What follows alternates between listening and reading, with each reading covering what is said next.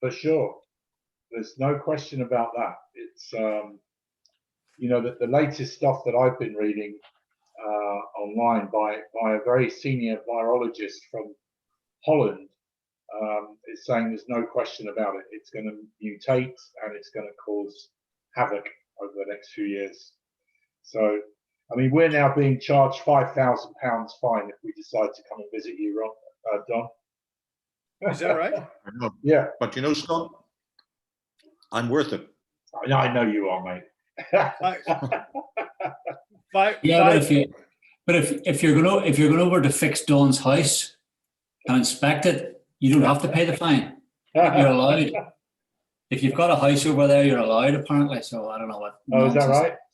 Oh, yeah, well, that's funny, David. The terrace needs clean, so. Yeah, that's what's £5,000 fine. But if you are visiting, you're a need to go to your second home or holiday home to carry out maintenance or inspect it and sit in the sun for 2 weeks while you're doing that, then that's permissible. Right, good. Well, that's great to know. I'm off. I'll see you later, guys. £5,000 fine, huh? Okay. Yeah. Yep. Up until I think it's up until the 17th of May, and then they're going to review it. The strange thing about that is that I thought travel was banned. You weren't allowed. Now, when they're bringing out a fine, obviously people are still traveling, holidaying in the middle of this lockdown where they have to actually impose a fine now on people. So, so there you go. That's right. Well, hey, Mike. Hi, Mike. How you doing over there? He's just connecting. Bonjour. So, there we go. And Alejandro, hello. Good to see you. And Mike. So I wanted to invite John back again on the call. We talked a few weeks ago, but we've been sharing some things across the pond with the other regional managers in Canada and the States. And I thought it was a really good idea that John and I sort of connected again and with you all and kind of just shared the ideas, what's happening about I wouldn't actually say, I want to say pre-launch, but it isn't even a pre-launch. It's kind of the warm-up, if you like, to us opening into other countries in Europe. And the first one, as we've discussed, is Portugal, which we haven't got a date, but we're looking at probably June, July as a guess. Okay. Then we're going to bring Germany, France, Italy in at the same time, which will probably be the last quarter of the year, September, October time. But that's a guess, okay? That's not official line from the company, but it's kind of roughly where we're going to be. And, I wanted to speak with John about this tonight, so you can all kind of listen in and put in your comments about the importance of working with your teams right now to make them aware that they need to reach out in their own communities to ask who they know in these countries in English, right? Because the Germans living in Canada and America, they're going to be speaking English, as are all the other countries in Europe. So by making those bilingual connections now and setting that up, because it will take time. There's no question about it. It's going to take 3 or 4, 5, 6 months to find those individuals that are going to springboard you via the UK into other parts of Europe. So, John, what is your sort of lean on this? You've been there, done that, right? I mean, you've built businesses in Europe, you've lived in the UK. Perhaps you'd share some of your experience of doing that, because I don't think it's changed, quite frankly. It's a similar process, right? Well, I think there's a few things. First of all, if you want to go after a market, you've got to find somebody that's got access. For example, years and years ago, this is now 30 years ago, but as we would open countries, and I'll use Norway as an example, because Norway was one of the countries that we opened. I joined the Norwegian Chamber of Commerce in London, And I also joined it in New York, where I was living at the time, going back and forth between the UK and New York City. And I joined it in both places for one simple reason. I wanted to meet people that happened to be from Norway, right? Right. And when we opened Norway, okay, I wound up with a downline there that did very, very well. Built a very large team. Now, meantime, Simon Brooks, who was the top leader in my other leg, he had people who were developing Norway. So when we opened the country, we really wound up with two legs going into that particular market. So the Chamber of Commerce obviously helped to meet people. Okay. Sometimes you'll find a restaurant, for example. Okay. So let's get off in Norway. Let's talk about present tense. German, French, Italian, Portuguese, any place that you live. Everybody on the call, I know where all you live, actually. Okay. I'm not sure about Saskatchewan, Patricia, so much, but the places that everybody else lives here, Belfast and outside London and etc. You're going to find restaurants of all those. In fact, you will find those in Saskatchewan. You've got a lot of Europeans, Northern Europeans in particular, in Western Canada, Germans in particular. So, once again, where do those people eat when they go out to eat a lot of the time? They'll eat in that German restaurant, that Italian restaurant, that French restaurant. And the ownership, a lot of times, happens to be from those markets, okay? So again, it's a good way to find people. Thirdly, media. Every one of these nationalities have their own media in place, okay? Check the sources, be it a lot of times you'll find, for example, like in the Japanese market, which I dealt in, and I speak some Japanese. I worked in Japan. I played judo in Japan for years, and I worked over there a little bit with lifestyles. What I found with the Japanese in America is that they all read the same newspaper. There's one Japanese newspaper that is in every major city in the United States. So if you run an ad wherever you live, that ad's going to be seen by people in other markets of that nationality. For example, David, let's use David, he lives in Belfast. Okay. If you were to run an ad in a Portuguese paper in Belfast, or a German paper, or an Italian paper, or a French paper, chances are that paper is going to be distributed in Dublin. It's going to be distributed in London. It's going to be distributed in Wales. It's going to be distributed in other parts of the United Kingdom. Okay. So once again, people are going to see it. Okay. So where they live is irrelevant. Okay. It just so happens that paper is read by the people locally once again. So really three things: Chamber of Commerce, number one. Number two, restaurants. Okay. And now I realize with restaurants, I realize all the COVID problems, they may or may not be open right now, I get all that. But most of them are open to some degree. And thirdly, media. Now that media,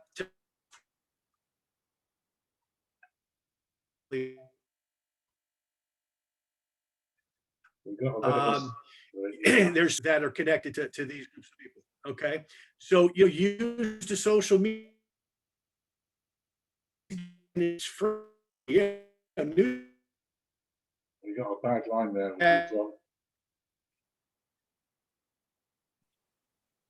Social media is free. Yeah. Okay. I'm sorry, Scott, somebody else is talking at the same time. No, it's me. I'm saying that you're Okay. freezing a bit on us. It's just the bandwidth is low. Oh, okay. Well, I think if I move closer to the computer, it's going to work better. Just repeat what you said about the social media, please. Let me try something here. Okay. How about now? That sounds a bit better. Yeah. Okay. Let me move. You know what? Let me move my big microphone over here. Maybe for some reason, maybe that'll help. How's that? That sounds good. Is that better? Yeah. Okay. I got the microphone right in front of me. Maybe that's what it is too. So, once again, just to talk about that, to answer Scott's question. So number one, obviously, you've got chambers of commerce. Okay. Every community has chambers of commerce. Now, why, let's segue that for a second. Why chamber of commerce? What are we looking for in any market? We're looking for business. People who like to make money. We're looking for people who are industrious. We're looking for people who like to work for themselves. We're looking for people that, are all like you guys all are. Okay. Independent thinkers, okay, out of the box thinkers. You're going to find that in a chamber of commerce because that's the type of people that belong to a chamber of commerce. The person working at Walmart, they don't belong to the chamber of commerce. No reason to belong to the chamber of commerce. But entrepreneur people, Yeah. all great that have come out of those markets in a lot of different industries. So you're going to find very. Yeah. Can you hear me? Yeah, we can on and off, John. We've not got a great line with you, but just to give another perspective, I mean, the social media pages now, if you go into groups on Facebook, for instance, you'll also find those chambers of commerce and other dialects, German, French, Italian speaking groups that are living online these days, and have many thousands of members, expatriates.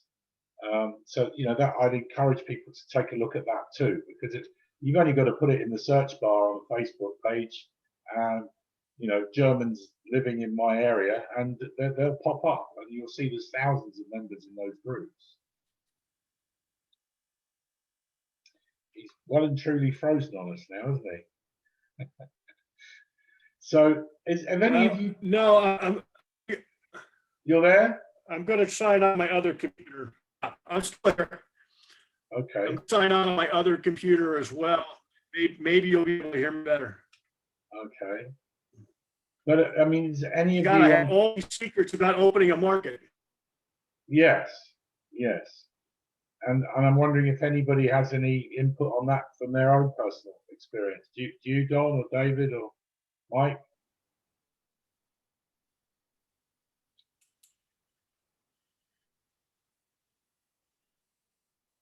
Well, I know that Don does for sure, because you built yourself. Well, yes, I was not as sophisticated in building my team as recommended, as John was mentioning, looking at chambers of commerce.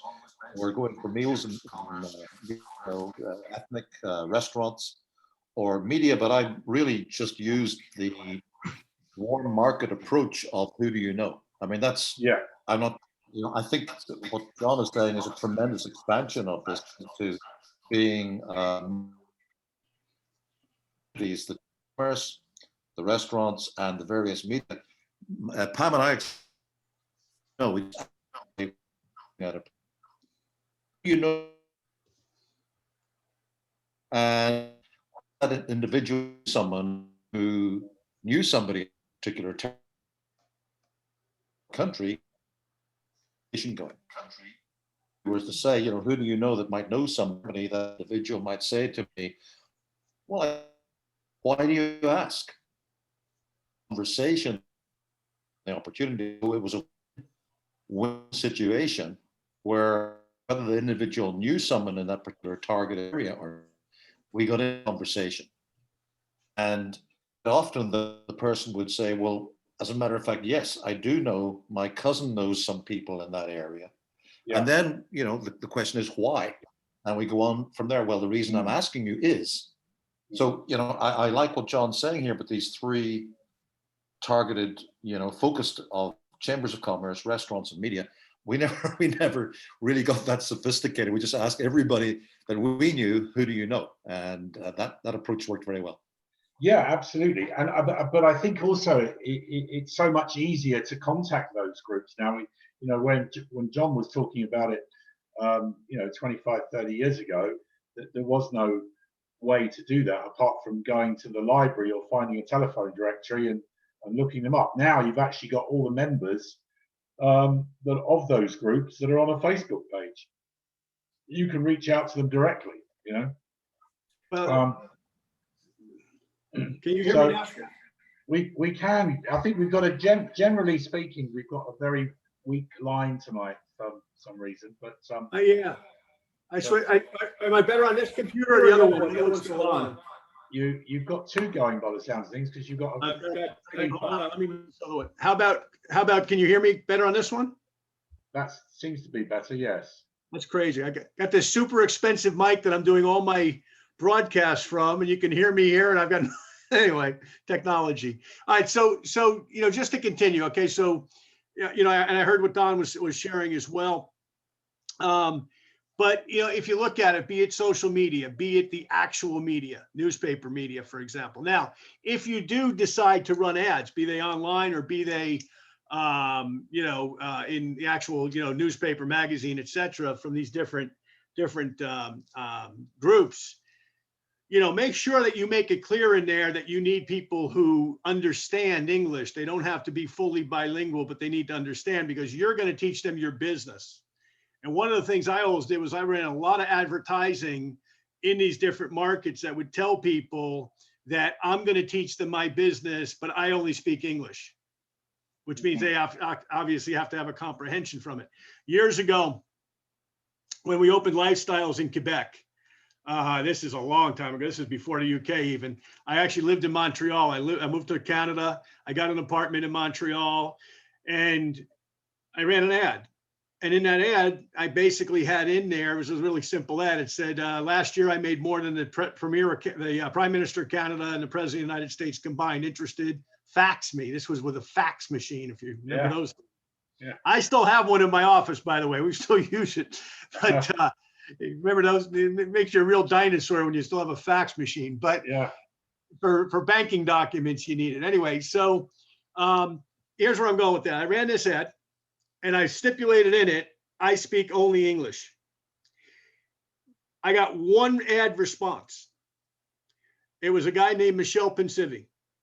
If you know Michel, he's a legend in the industry now. He's made millions of dollars in network marketing. Michel was the only guy that responded to my ad. Michel became my leader in Quebec. He was fully bilingual. He was actually trilingual. He spoke Spanish as well. But all of a sudden, all I did was I taught him he knew network marketing. I didn't have to teach him the business from that standpoint. I had to give him the points about that particular company, the product we were marketing, et cetera, the marketing plan, all that sort of thing that's, is unique to each company in our industry. And I did that, and Michelle became my leader. And that organization exists to this day. Neither one of us are in that company anymore, but the organization that we built in the province of Quebec is still functional 30 plus years later. So it's not like you need to get 500 people to respond. No, what are you looking for? You're looking for the right people to respond. Yeah. Okay. And you're looking for somebody that says, hey, Patricia, I don't know what you have here, but I understand you're looking for a German Canadian to talk to. I'm a German Canadian. Talk to me. I'm an Italian Canadian. Talk to me. I'm a Portuguese Canadian. Talk to me. Mick's over in France, so he's actually there with all those nice French people, so he's got access to them all. But if he doesn't speak French, once again, even locally, Mick, that's a strategy to go with. Is, hey, I don't speak the language, but I live in market, looking for somebody that I can train in my business, and et cetera, et cetera. Okay, so don't let language be a barrier. John, let me jump in there just real quick, if you don't mind. Sure. That's just on that topic. When Pam and I decided to open a network link into Germany, we did not know anyone in Germany, and I did not know German. So what we did was to place an ad in the Frankfurter Allgemein, the Süddeutsche Zeitung, the newspapers in Germany, but we placed the ad in English specifically. So someone reading it would understand English and would respond. And so the people we got responding were English speakers. And then, that flowed on from there. I went out to Germany, spent 3 months there, worked with the people. So yeah, you're quite right. You don't need to know the language. If you specify, you can either specify that in the ad, I speak English, respond in English, or we didn't do that. We just put the ad in English in the German newspapers. And the responses we got were all from English-speaking German people. Exactly. Right. So that worked great. So that'll work in, in Portugal, that'll work in Italy, that'll even work in Northern Ireland where no one speaks English. You know what I mean? That's like when my youngest daughter was interviewed to go to the school that she went to when she was little. The teacher knew that, my wife was French, or the whatever she was, the principal. So she said to her, now Grace, what languages did you speak? And Grace said American. So So Yeah. Don, I have been in Belfast sometimes, and I do wonder if they're speaking the same English I am. But Well, you know, we didn't understand you at all, but we loved you anyway. I It's know okay. somehow we found a way to do some business. I'm not sure how, but there's a couple of other subtleties to this, guys, and you know, like anything else, look, people are people. I don't care whether you're speaking German, Italian, Portuguese, French, you know, English. You know, human beings are human beings. We're all driven by the same things. Okay, so think about when you take this out. If you haven't read my last book, okay, not the current one, but the last one, Moving Up 2020, there's some ad copy in that book, okay, of actual ad copy. Well, ad copy works whether you're running social media or whether you're running print media, okay, conceptually. You know, things I learned along the way that I ran ads in, okay. For example, had it, lost it, want it. Does this describe you? Okay, simple tagline like that. Well, believe me, there's Germans that need an opportunity. There's Italians that need an opportunity. There's Portuguese people need opportunities, and there's French people that need opportunities, okay? As one of a lot of different ad copies that, you know, that I wrote, that I used, I sampled, and then I let other people do it. So just go buy the book on Amazon, you can read it, but we've got a lot of different ad copy in there and ad ideas in there, you know, that once again, people are generally responding, you know, to over the years. I'm not running them today.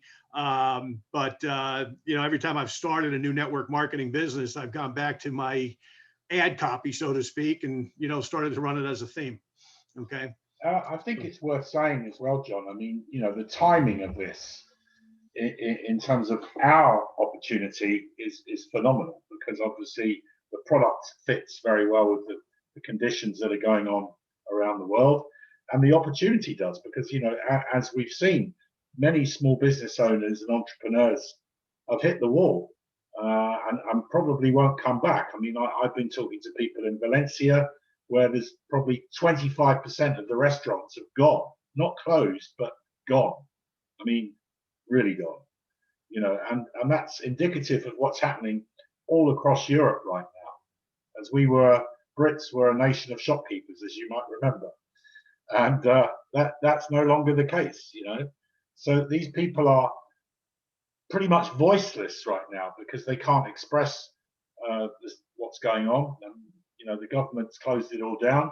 But the conversations are going on online a lot in social groups, and people are connecting and looking for ways out of this. So yeah. You know, the only other point that I'll use on that too is to Don's point before. You know, one of the things that we learned in the first company we were in was to ask people, Yeah. okay, about certain countries. You know, because if I said to somebody, "Hey, Jeffrey, you know, I'm looking for somebody from Portugal. Do you know anybody?" What would Jeffrey's next question going to be? He's probably going to say, "Well, I don't know anybody from Portugal. What are you looking for?" "Oh, I'm looking for somebody to train part-time, okay, that I can show to make somewhere between 500 to 1,000 pounds per month part-time, or 2,500 a month to 5,000 a month full-time. Okay, do you know anybody?" And once again, he might say, "Well, I don't know anybody in Portugal, but you know what? I'd be willing to fund. What do you got?" You know, It gets a conversation going. Okay, what's our job in this business is to get conversations going. The more conversations we get going, the more people we're talking to that hopefully are going to respond in a favorable way, where they're going to buy our product and hopefully join our business, and then tell a lot of people about it. You know, that's really, you know, that really describes what we do every day. Okay, so once again, if that's the magic question, you know, whether it's the guy on the treadmill next to you at the gym, whether it's somebody, you know, at church, whether it's somebody at your book club, whether it's somebody in the supermarket, okay, ask questions, get dialogue going, get in conversation, okay. And it is to Scott's point. I mean, the timing of this, you know, look, there's nothing good about this pandemic. People have died. So I would never want to profit because of that. But what it has done is it's driven us to use technology. It's driven us to do things that we didn't do before. Okay. Yeah. One of which is to become better at networking, because networking is going to be survival of the middle class around the world. Okay. Those people who figure out how to network, whether it's network marketing or something else that you need to involve people in, are going to survive.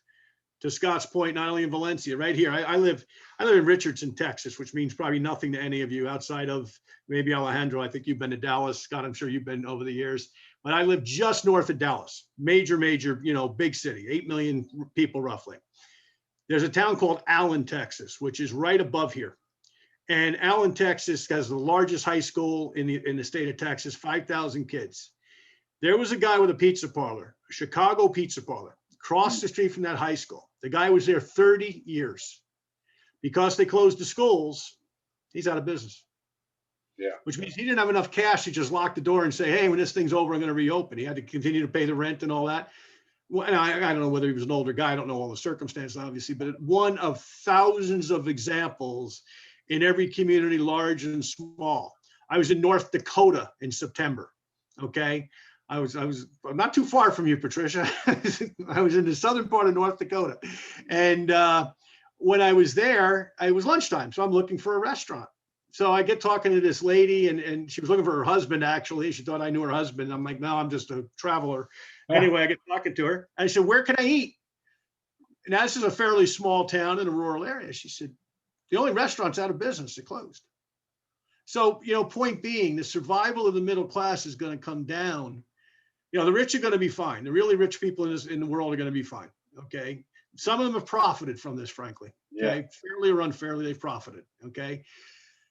The really poor, well, it is what it is. It's unfortunate, right? The good book says they're always going to be with us.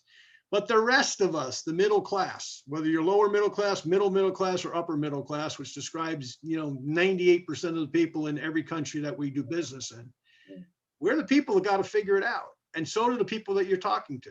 They got to figure out what that plan B is going to be. Whether COVID continues or not, what's going to be the next COVID? Okay. We don't know.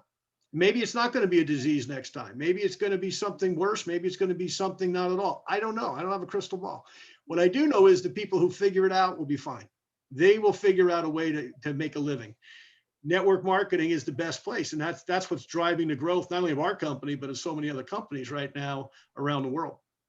So we're talking about questions. So here's a question from Miriam in the chat. How can I achieve Germany as being the first country of the three announced to be first? Great question. What's your response to that, John and Scott? Well, I didn't quite understand it. I saw it, but let me read her question, Don. Let me put my. Well, unless Miriam wants to come back and tell me I'm getting it wrong, there's 3 countries announced that are going to be opening this year. How can we ensure that Germany is top of the list? We can't because, as I said at the beginning, basically Portugal is the first for customers and distributors. Germany, Italy, and France will all open at the same time, but purely for customers. They probably won't get to the consultant's position until the new year. Okay, so, I'm asking that on behalf. I'm just looking at the chat. Yeah. Let me go one step further. Yeah. What I would do, Miriam, or anyone else that has people in these markets that we're not there yet, find a way to get them product. Yeah. Okay? Find a way to get them using the product now. Okay. Whatever that means. Okay. Yeah. Our product is saleable in all countries in the world. Immunitech can't ship it to anywhere but it's in business in. Okay. You find a way, okay, to say, hey, listen, send whatever, send me a check, send me whatever, Vimo, whatever you want them to pay you with, pay for the product. If it's that good a prospect, send them the product. Yeah. Okay. If you think this person is going to be a business builder, invest in your business. Okay. And by investing in your business, send them a box with an explanation and follow up. Make sure they're using it right, that they're shaking it right. Go through everything you would if they were next door to you in the UK or anywhere else that you're on this call. You go through the same thing, whether they're in any of the countries that we're currently, looking at. Because the other thing that's going to happen is this thing's going to spread around Europe. I already have people that I know in Greece are using the product. There's people in, oh boy, I don't know, all over the place. I mean, there's all sorts of people that are popping up that are using product in different markets in Europe. So it's going to be all of Europe. It's when, okay? Now, so what that means is, they can't go out and network with their next door neighbor. but can they use the product and buy the product and you get it to them? Absolutely. Thank you for that. That's great. Yeah, and I mean, also it's worth mentioning that Spain is the equivalent to Florida in terms of the Northern Europeans and the Brits. We go to Spain and Portugal as you guys go from Canada, North America down to Mexico and Florida. So we've got a lot of expats from those countries, the snowbirds as we call them, that have gone down to southern Spain and Portugal to live or have second homes.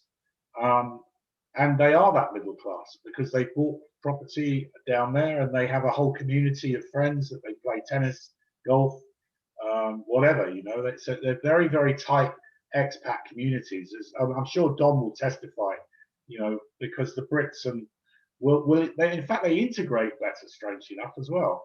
You'll find that the Germans and the Scandinavians and the Brits will actually stick together and talk in English a lot of the time. Well, you know, to that point, Scott, you know, the business language of the world is English. Okay. And if you don't believe me, next time you land in an airport anywhere in the world, you will find that the pilots all have to mandatorily speak English. Yeah. Whether they're Russian, whether they're Chinese, whether they're whatever, they have to speak English. That is the aviation rule in the world. Okay. So every airline pilot has to read it. Therefore, everything is labeled in English. You can land in Moscow. You will see on the tarmac, you will see English signs for the pilots. Okay. Mm-hmm. And what does that mean? It means it's the business language of the world. So, you know, what do you want? You want business people in your business anyway. So most of them are going to speak some level of English. Okay. Are they going to be 100% fluent? Not necessarily.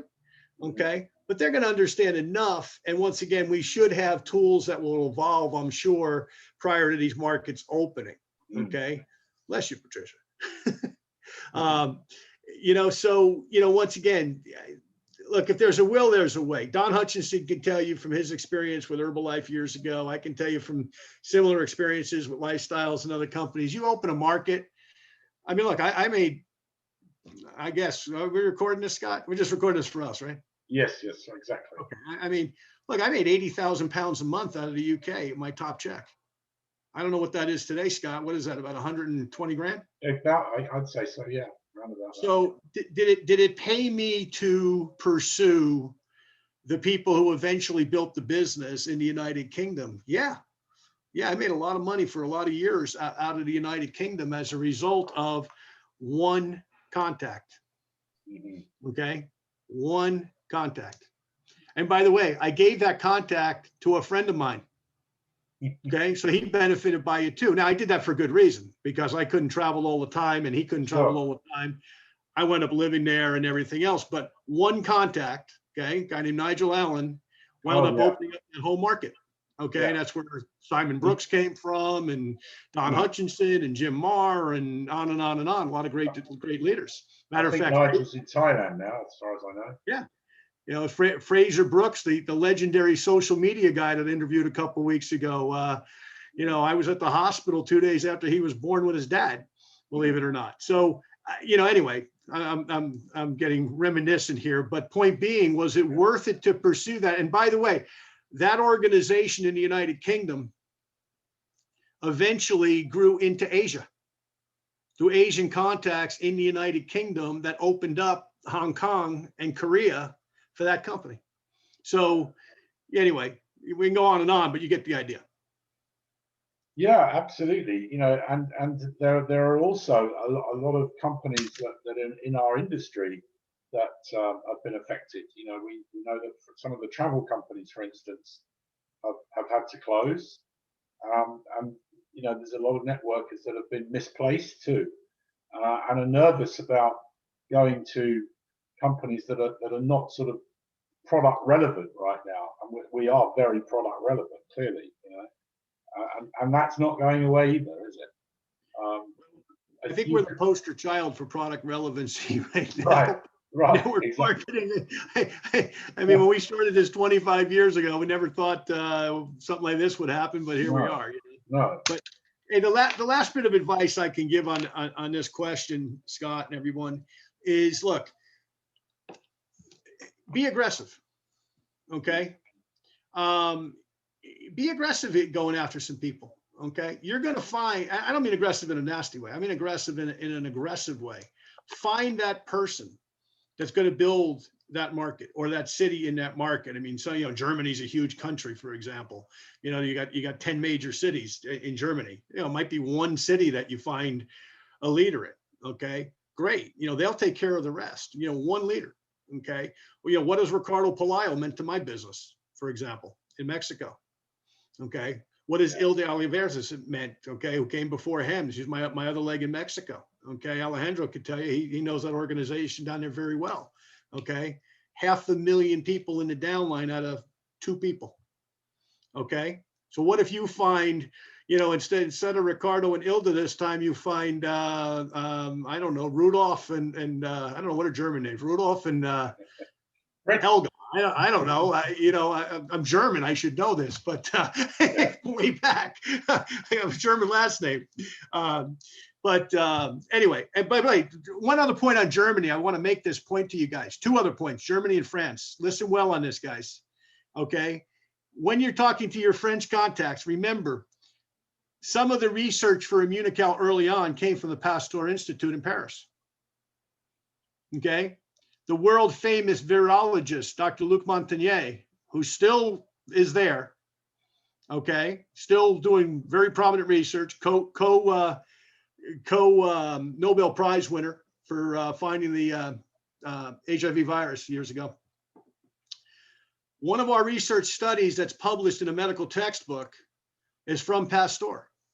So there's kind of your local roots, if you will. I know it's a bit of a stretch, okay, but your local roots that before this was a multi-level, we did research at Pasteur. Secondly, Dr. Wolf Droge, okay, D-R-U-G-E. Droge, okay, I may, and Miriam's probably laughing at my pronunciation right now, but Dr. Droge ran the German National Cancer Institute in Heidelberg, okay, did a ton of research on our product. We actually hired him, he actually retired from there. We actually hired him. He came to Montreal for a couple of years, and he's the developer of Immunical Platinum. He took Immunical, which, you know, Bunos and Kongshaven developed, and he added the elements to it of what platinum does. Okay, so that research came from Germany. Okay. Oh, and let's not forget the Italians. Gustavo Bunos. Yes. Italian. Okay. So, you know, there is heritage associated with Immunical and Immunitech in all 3 of those countries. I don't have somebody from Portugal I can reference, but those 3 points, don't lose them when you're talking to people. When somebody says, I never heard of this product. Well, have you ever heard of the German National Cancer Institute in Heidelberg? Oh, yeah. Well, the guy who used to run it. He's world famous, by the way, 180 research papers this man wrote. Okay. Yeah. So, you know, you can make those bridges very, very easy. Miriam, I'm talking to you here in particular, okay, with some of your contacts in Germany. It's not a leap to make these associations because they're legitimate associations. Okay. Yeah. I'm listening. No, I'm listening. I'm just observing and taking it all in. Now, I just have to know, where did the German accent go? I hear a British accent now. Mein deutscher Akzent ist weg. Ich spreche kein Deutsch mehr. No, I am glad it's gone, to be perfectly honest. It's not very sexy. No, You sound like Jeffrey now.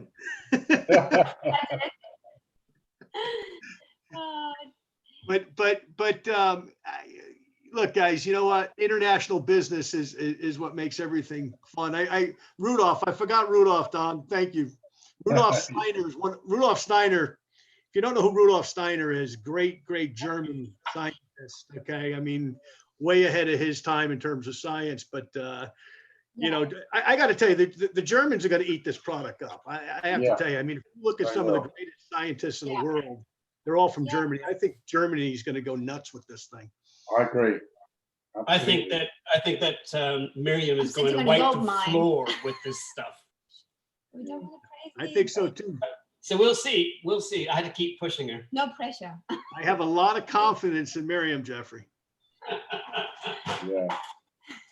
But you know, going back to the beginning of the call, I mean, it's so relevant that we start this process now. I think, you know, because well, I mean, your experience with lifestyles was similar to mine with Herbalife, which was 6 months ahead, and we ended up with 800 people in a room at Heathrow on the first day, and it blew them away. They couldn't believe it. You know, Mark and Larry, they just didn't realize we'd done that much before it even opened. You know, so yeah, definitely, it's a superb time now to start reaching out. Well, and you know, the other thing is this too, what you're going to find is swing back both ways. Okay. So, you know, if you get into those communities where you live, what's going to happen when they contact their friends back home? So Miriam, for example, lives in the UK today, but she contacts somebody back in, Miriam, where were you from in Germany? What city? I'm from Cologne.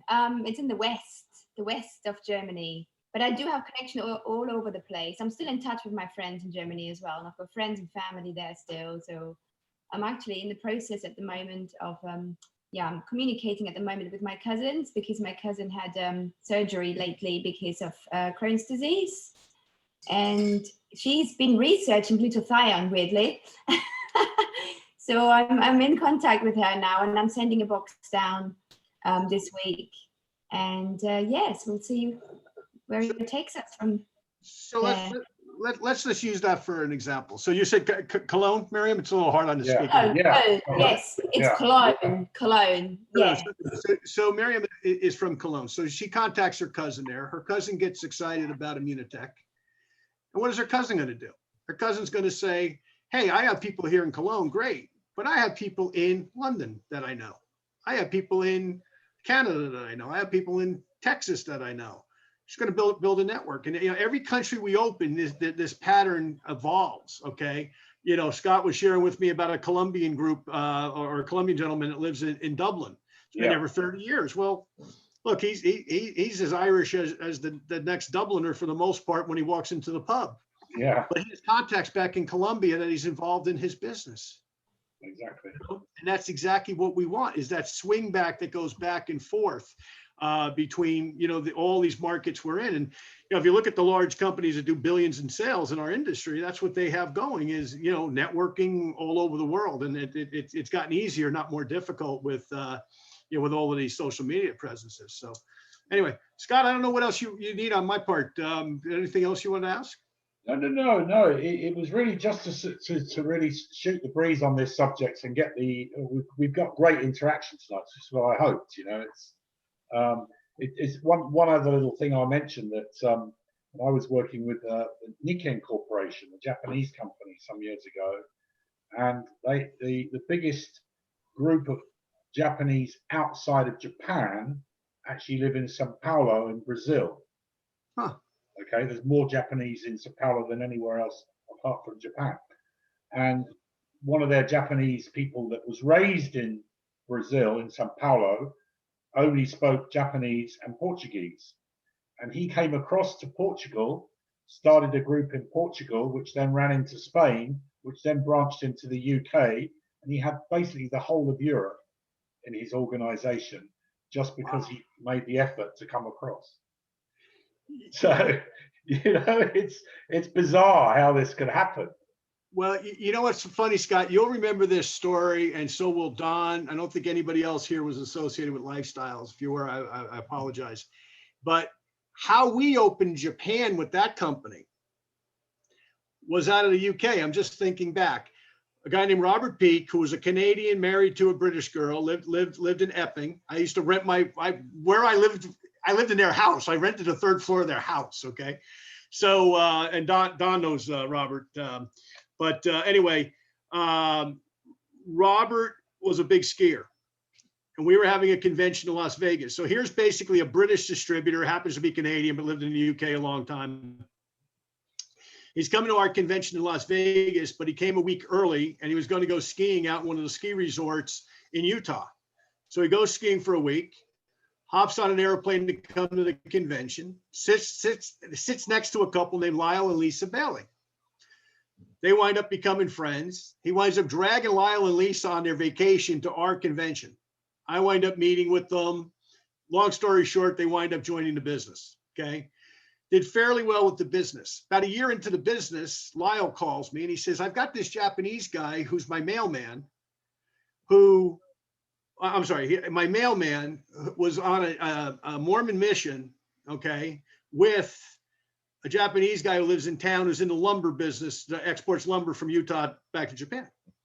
He says he's interested in doing something with lifestyles. He's got a partner in Japan, and they own a taxi cab company, a guy named Nanao Kurosawa. I can't believe I'm remembering these names. My brain's working. Yeah. Anyway, so I said, listen, let's talk. You got those days you got on this thing called the telephone and you talked, right? You couldn't look at each other. This was 1992. And anyway, make a long story short, talked to the company owner, and he said to me, hey, goes, well, look, if the guy's serious, get him up here to Canada. Let's meet. So we all basically wound up going up to Toronto, and I remember bringing him to the CN Tower and all of that. And I speak enough Japanese with my judo background, and I can fake my way through half a conversation. Anyway, we had a great time. And long story short, that's how that company wound up. So think about this for a minute. I lived in New York. I sponsored my buddy who lived in San Diego. We had a mutual contact with Nigel. Nigel winds up opening the UK, getting the UK going. About a year and a half into this thing, Robert Peake, who I think Nigel sponsored, I don't remember, somewhere my first couple levels. Anyway, Robert goes on this ski trip, coming to the convention, meets this couple in Utah. So think about the geography, UK, Utah, other side of the United States from where I live at that time. Utah winds up eventually through his mailman sponsoring a guy his mailman who sponsors his buddy who's Japanese living in Utah, who gets with his buddy back in Japan and winds up opening a company there. That's how network marketing works, guys. I mean, if you told non-business people this, they look at you like you got two heads. It's like, how'd you do all this business? Didn't you have huge offices in these places, huge expense? Nah, this guy was on a ski trip and he lived in England and he met this guy from Utah who knew this guy from Japan. And, it's like, it's crazy. Okay. But that's how it really works. And that's what's going to happen when we get Europe up and running. And I think, Scott, I think this is why, it's important we do calls like this. Exactly. This is what can happen. You can be out where Patricia is in Saskatchewan in a small community, and you can talk to one of those, farmers with a funny accent from Germany that lived there, that have bought land there over the years. A lot of Germans in Western Canada and Saskatchewan and Alberta. And all of a sudden you have a business growing in another part of the world, but maybe you're never even going to go to. Who knows if we're ever going to be able to go to these places again. But because of Zoom and technology, we can do business there. That's the beauty of it. Yeah. Fantastic, John. Absolutely fantastic. If there's any questions, this is the time, guys, to ask John, because he's got some work to do, and I know. But it's really, really cool to talk about it like this. I think it's really important that people start to connect with this now. Any questions from everyone? Something popped up in the chat. You can ask away. Okay, Jeffrey's going ballistic. That's good news. So brilliant. So thanks once again, John. We have recorded it. So if anybody'd like a copy, that's okay within the group. Just sort of let me know at slucy@immunitech.com. And Scott, before we go. Yes, sir. Okay. So raise your, well, I know Mick and David and now Alejandro have been on, so nobody else has their camera on. Is everybody aware of the podcasts that we're doing? Raise your hand if you are aware of them. I know you guys are, obviously. Okay. But Patricia was yesterday's feature. She's still on Spotify today. Why don't you unmute for 1 second there, Patricia? So, hello, everybody. Hello. This is the lovely lady that you heard speaking yesterday, and you were a nurse for 30 years. I was a RN for 33 years, and then an additional 4 years as a nursing assistant while I went to school for nursing. And this is her first network marketing company, and she's been doing a great job building a business in Western Canada with Immunitech. But she's yesterday's interview, and you will be able, by the way, on the Leaving Nothing to Chance website. Hopefully by the end of the week, all the videos will be attached to the audio, so you can actually watch them if you want to watch the people. Wow, very good. You got them. You certainly got them verbally. But Patricia did a great job yesterday, getting a lot of compliments. So if you wanted to connect the face to the story, there she is. Well, thanks for joining us, Patricia. Thank you. It's really cool. And thank you very much, John. That was just wonderful. I thank you so much for asking me to come on that podcast. I was stunned. I was nervous, but I went for it. And I'm so happy. You did a great I'm job. so happy I did. And, you know, it's like, oh, but it's John. It's easy. And it is. Yeah, exactly. Well, my wife would tell you nothing is easy with John, but for the rest of the world, tomorrow we've got two things going on tomorrow, by the way. Taylor Thompson, I interviewed, okay? Wife of Larry Thompson, but Taylor in her own rights doing a great thing, building a generic group in network marketing of women through her She Network. So she'll be on tomorrow. And also tomorrow I'm on Fraser Brooks's. If you listen to Fraser Brooks's podcast, I'm on his podcast tomorrow. This stuff's all pre-recorded. That's why we can tell you the dates, you know. And then we got a lot of great people coming up next few weeks. Simon Brooks, I mentioned Simon. Some of you in the UK certainly know Simon. Larry Thompson, I got him coming up in April. Some of you know Larry, my mentor for Herbalife. Well, we got a lot of talented people coming up. Karen Ford, Dan McCormick, Ron Forrester, Laura Evans. Laura's story's coming up here. I don't have all the dates in front of me, but Laura's coming up. Laura was president of $2 billion companies in network marketing. And just like Alejandro figured out, hey, being a distributor looks like more fun, right? Yeah. You know, so a little less stress, right? But anyway, so we got some great guests coming up. So please listen, this is a labor of love for me. You know, people keep saying, how are you going to monetize this and make money? I'm not. This is free. It'll always be free, because all the information and knowledge I've gained from other people, I want you guys to have, obviously, in Immunotech and frankly, beyond Immunotech in the network marketing community. Before I close my eyes the last time, I want to make sure these stories are told and people get a lot of good information from a lot of really good people. So anyway, that's that. Right. Scott, back to you. Anytime I can help, always here. High five.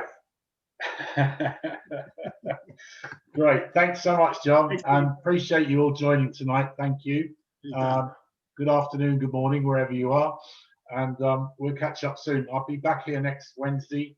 And if you have any groups that you want to talk across the UK, by all means, reach out to me. I'm very happy to do private Zooms.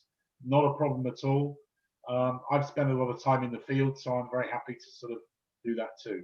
So once again, thank you, John. And we'll sign off and see you all soon. Take care. Thanks, guys. Take care. Bye-bye. Bye-bye. Thanks. Bye. Bye-bye. Bye. Thank you. You're welcome.